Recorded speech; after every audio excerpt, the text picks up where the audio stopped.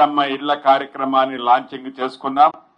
దాన్ని ఈరోజు కేబినెట్ లో ఏదైతే జీవో రూపంలో ప్రతి నియోజకవర్గానికి 3,500 ఇళ్లు మొదటి విడతగా ఇళ్ల స్థలము ఉన్న వారికి బీదలో బహు బీదగా వారు ఎవరైతే ఉంటారో గ్రామాల వారీగా గ్రామ సభలో ఏర్పాటు చేసుకొని ఈ సభ ద్వారా బహు బీదవాళ్లు పార్టీలకు అతీతంగా కులాలకు అతీతంగా మతాలకు అతీతంగా వారు కాంగ్రెస్ వారా కమ్యూనిస్టు వారా పింక్ షర్ట్ వారా ఇతరత్ర అని చూడకుండా ఎవరైతే పేదవారుంటారో పైరవీలకి తావు లేకుండా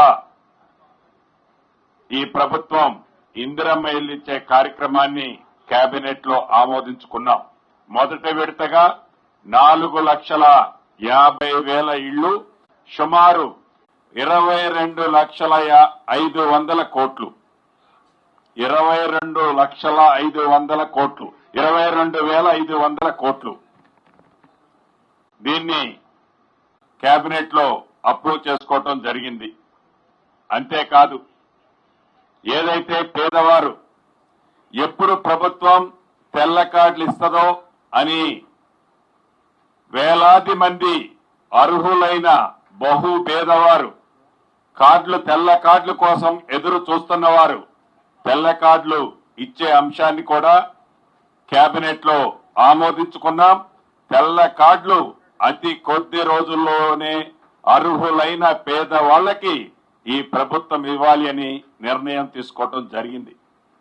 అంతేకాదు మా మేనిఫెస్టో కమిటీ చైర్మన్ గారు ఆనాడు శ్రీధరబాబు గారి ఆధ్వర్యంలో మేనిఫెస్టోని రిలీజ్ చేసుకున్నాం. దాంట్లో కార్పొరేషన్లు ఏర్పాటు చేస్తామని చెప్పాం. ఏదైతే ఓబీసీలు గాని ఎస్సీలు గాని బీసీలు గాని ఎస్టీలు గాని ఈ సామాజిక వర్గానికి అందరికీ వివరంగా మా మిత్రులు చెప్తారు. 16 కార్పొరేషన్లని ఏర్పాటు చేయాలని సూత్రప్రాయంగా కేబినెట్ ఆమోదించుకోవటం జరిగింది. 4వ అంశం ఏదైతే గతంలో నా ఆడబిడ్డల్ని ఆ మహిళా సోదరీమల్ని లక్షాధికారులు చేయాలి అనే కాన్సెప్ట్ ఆనాటి ఇందిరమ్మ ప్రభుత్వంలో ఉంది.